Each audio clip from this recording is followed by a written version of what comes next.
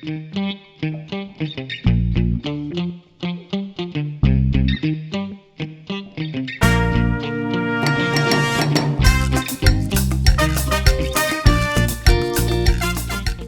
people who cannot sit at home, thank you so much for being here. So in this video, I'm gonna take you to 10 really cool, very unique cafes in Toronto, kind of GTA area. Every single one of these cafes has really impressed me, and I'm pretty sure they're gonna impress you as well. They are rare, they are underrated, and they serve some amazing coffee. So let's go. And majority of these cafes are in the downtown core with a couple of exceptions. So first up, we're gonna go to the lobby at the Ace Hotel, Toronto.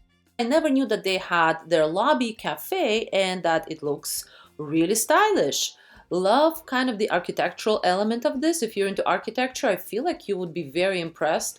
It's very concrete, very kind of heavy, but at the same time kind of elongates the space. It's very interesting. Definitely fun to check out. Over here are all of their offerings in the morning, mainly pastries and coffee.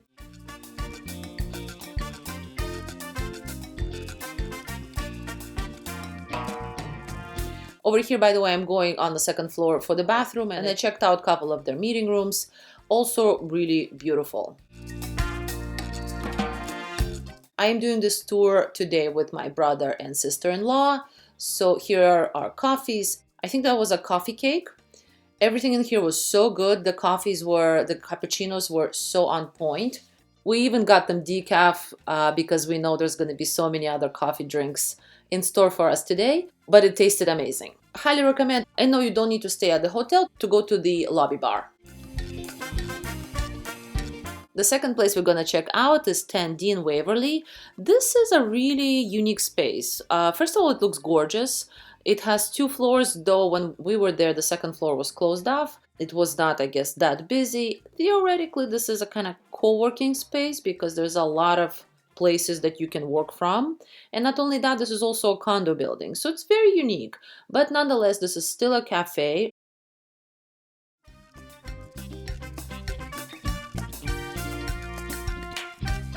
And they even have really cool artworks, which I appreciated. Kusama over there, she's one of my favorite artists. Really interesting art pieces on the walls, and overall the space is really beautiful. We got the central couch. There are some house rules. You do need to order before sitting and a few other rules. I got this latte, and the guy said that that's a dog. I don't see a dog, but you know, he tried, so that's nice. This pastry, by the way, was really good. This was a dried tomato, kind of pizza-esque on a croissant. It was really good. All right, next stop is the Arbor Room at U of T. So I'm actually going to show you 2 places at U of T. One is more of a cafeteria, and the other one is a full-on restaurant. Both of them are a challenge to get to because they are mainly open during daytime. So they're perfect for lunches, not so much after 5 because I think both of them close at one of them closes at 2, the other one closes at 5. Basically, it's mainly for the students, but it's very unique. So we are at the Hart House, U of T. You are allowed to go into it. You don't need to be a student to go to the Arbor Room, which is over here. It was closed when I was here because when we were there, it was kind of like holiday time. So it's sort of my fault that I showed up for the holidays. But it's a really nice space. I'm going to insert a couple of shots of the space and some of the food and drink that you can get there.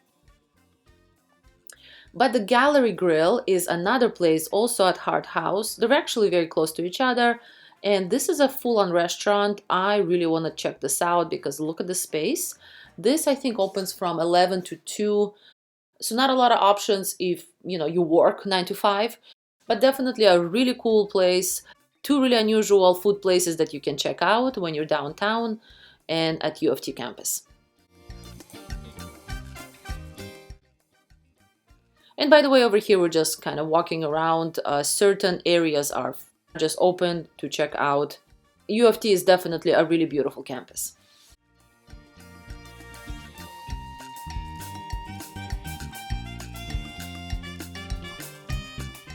So for our next stop, this is very unusual. So I read online, I was doing research before heading out onto this adventure, and this is Room's Coffee. This is at DuPont Street, and it actually looks like nothing from the outside. Like it blends in. You would not know that this is a coffee slash bar during the day, and at nighttime it turns into like a full-on bar with music and everything. This place is Japanese, or at least Japanese themed. Everything in here is really lovely. I loved kind of the vibes, the decor. It was extremely filled, even though on the outside it looked like, unless you know, you would not know that this is a coffee shop. You really would not know. Love the ambience. There was music playing, but not too loud, really like loungy. Lots of people working, lots of people hanging out. It felt like somebody's house party, I swear.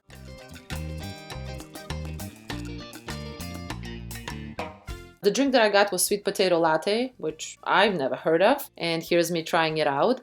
It literally tastes like sweet potato. It was unique. Do I want to try it again? Probably not, but for novelty of it, I do suggest. It was very pleasant. So even the bathroom over there is all kind of Japanese themed.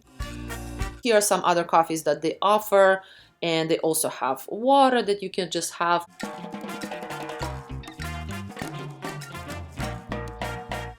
Over here is the lunch that we decided to go for. This is, of course, Japanese themed. Don't remember the full name of it, but essentially it's kind of like a hamburger. And over here we have miso soup. It's like a little bento box in a very lovely presentation. I definitely enjoyed the presentation. That's important to me. And by the way, they mentioned that everything changes. So like if you're watching this and then you go check this place out, they're probably not gonna have the same food. They try to change it pretty much, I don't know, weekly. But yes, everything in here was really well done, very fresh. All three of us loved this lunch. Lots of different dishes. I guess that is the Japanese style. Very nice lunch. For the next place is Muji Cafe. This is the atrium, which is sort of like Dundas and Yonge. If you put Muji into the Google Maps, it will take you there, and I'm gonna link down all of the locations down below. Of course, this is a clothing store, also actually Japanese. I just realized two locations are, side by side are Japanese, not intentional, just I guess how it happened. So you need to go on the second floor of the store, and then you will see a robot, a drink barista that is a robot. I want to check out hazelnut hot cocoa. Over here, just kind of placing the order, putting my name down, and please input your name, and paying, essentially. There are no humans here. There's just me and the machine.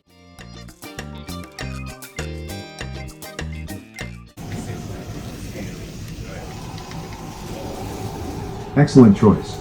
Anna, our hazelnut hot cocoa is one of my favorites. Let me prepare it right away. In the meantime, you can find more details in the Artley Coffee app. Ah, tricks. For this one, Take it out.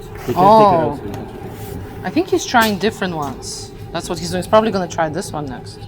It's the same. Oh, it's the same? They're gonna try again. Okay, yeah. How long did it take you to figure that out? So what's happening here is the guys who were ordering the coffees before me, they were like, you need to pull the cup up, that otherwise the robot cannot take the cup. So they really helped me, actually. I was just standing there waiting. That's very nice to know. But other than that, everything went smoothly. Here's how the making of the hot cocoa went.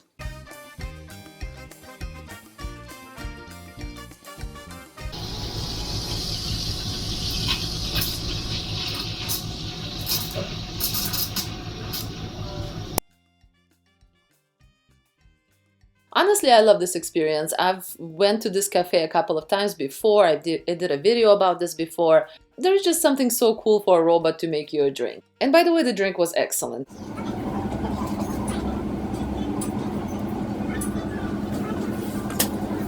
Over here is a little station where you can put a lid and put sugar if you want. This is already pretty sweet, so no need for that. And after you go, you can continue shopping, which, by the way, they have a lot of cute little tiny things and lots of like just home organization stuff, of course, clothes, things like that.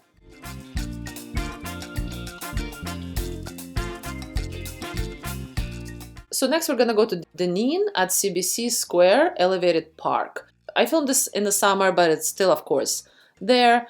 Dineen Coffee is actually a really, really good coffee chain. I used to go to them a lot when I was working downtown.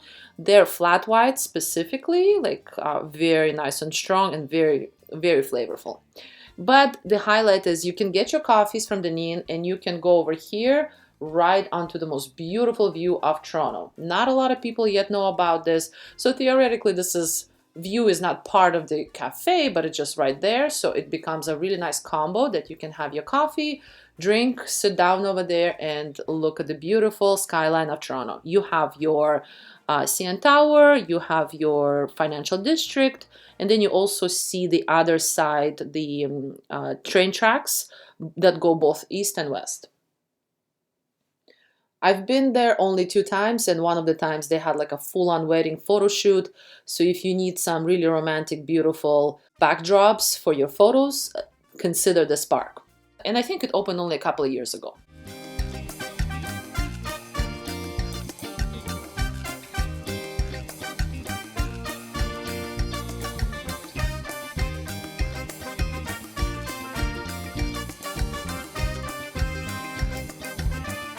So the next coffee place is Rooster Coffee House, another really not very well known place, at least not to somebody who's not living downtown. Highly recommend you go there for the morning because of course that's the best time. Coffees were really great. Love that they have dog treats over there, and they also had a communal crossword puzzle that was hilarious. So you can, whatever you guess, you can write it in there. That's really cool. So you sit outside if you want to. I definitely wanted to, and you get to see just streetcars. But not only that, kind of behind the streetcar, there is a view. You do need to do, because of the trees, you can't really see the view that well, but just a couple of steps and you will see the most beautiful view onto Toronto. This is Riverview Park, so it's a really beautiful location for sunsets. If you know, you know, if you're in Toronto, if you're from Toronto. But in the morning, it's just as beautiful, gorgeous view. Heading to our next amazing coffee spot that is very, very unique. We're heading to the Islands. This is the Island Cafe. This place has been there for a while. I don't know how many years, but it actually burned down just a couple of years ago. I think it burned down in 2024. They had a fire. And over here, this was summer of 2025. They reopened. They even had on certain days, I think on Wednesdays during summer, they had music, live music. So the vibes in there were just so amazing. It was a really good day that we went, really sunny. Anytime I'm at the islands, I feel like I'm in another city. It doesn't feel like Toronto to me. Is anybody else like me? But over there, they do have different pricing for the people, for the islanders who live on the island versus, you know, the tourists like us. And here's the live music.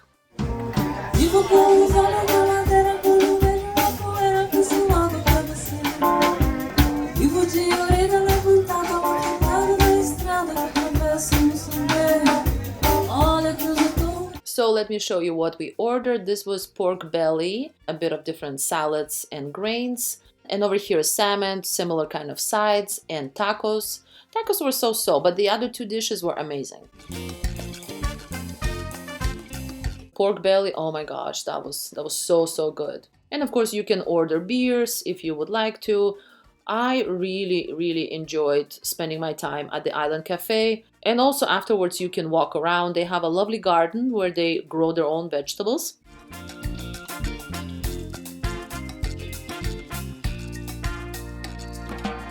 And the Wards Island is right there. You can go for a walk. Of course, the view onto Toronto is also gorgeous. And the Wards Island, for me personally, is all about the cats. There are so many cats because I feel like everybody who lives on the islands owns a cat. So here are a few of the lovely. Next, really unique coffee shop is the Dual Citizen at Sheraton Hotel. This is located very central, right next to Eaton Center, really. Queen and Yonge, roughly, area. It's a really nice cafe. You can get any kind of coffee. You can get any kind of drinks. Beautiful on the inside. This is part of the Sheraton Hotel. So It is essentially a hotel, but they also have a waterfall. So you can sit, work, have a coffee, and look at a waterfall. You cannot really go closer to the waterfall. You cannot walk in there. But in terms of view, definitely gorgeous. RH Courtyard Restaurant at RH Toronto is our next stop. This is a really cool, this is more of a restaurant. We went here for brunch and we also had some really nice coffee in here, hence why I'm including it. But theoretically, this is a restaurant, not a cafe. But because it's so unique, I thought, you know what, I'll make an exception. This is in Yorkdale Mall. And best if you pre-book this place. They do take walk-ins, but it's best if you have a reservation, which is what we did. We headed there for when it opened, which was I think 10 o'clock. And it's a very, very beautiful space. And the service was excellent, and so was our food. Over here, this was prosciutto eggs Benedict, I believe, and a coffee.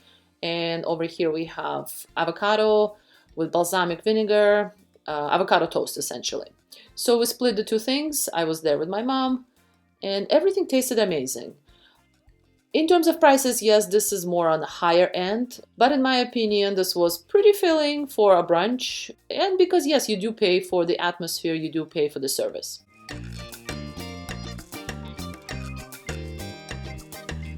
And also don't forget to check out RH, which stands for Restoration Hardware. It's an amazing home decor store. They have 4 floors over there of beautiful, beautiful furniture, including the top level that has like almost like a greenhouse feel. This floor is dedicated to their outdoor furniture, and then you can just walk down and check out more of their offerings. They are also, of course, a higher priced furniture store, but the quality is definitely there. I actually truly love their style. Cafe 295 is in Etobicoke, so we're getting a little bit further from downtown core.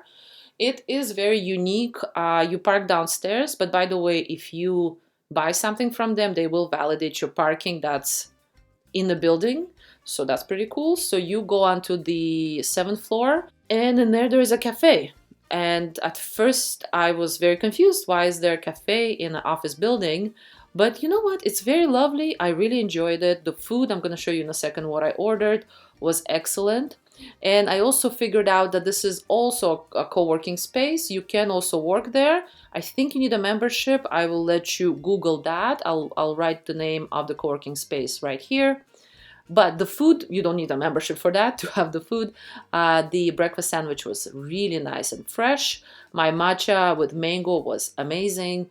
So in terms of flavors and quality, highly recommend this place. So I really hope you enjoyed these cafes. If you know of any more really amazing, cool, unique cafes, coffee shops, make sure to write them down below. I might do a second video, we'll see. As per usual, please subscribe, like, and share. It helps the channel so much. And if you're interested in supporting the channel and also doing a lot of road trips, I have about 5 books. They're all on Amazon. I'm gonna link them down below, of course. We have some free and almost free Ontario destination book. We have a number of books that are just day trips. We have a weekend book. I even have a book about art that you can do during your road trips. So definitely lots to check out. Again, thank you so much for being here. I'll see you next time.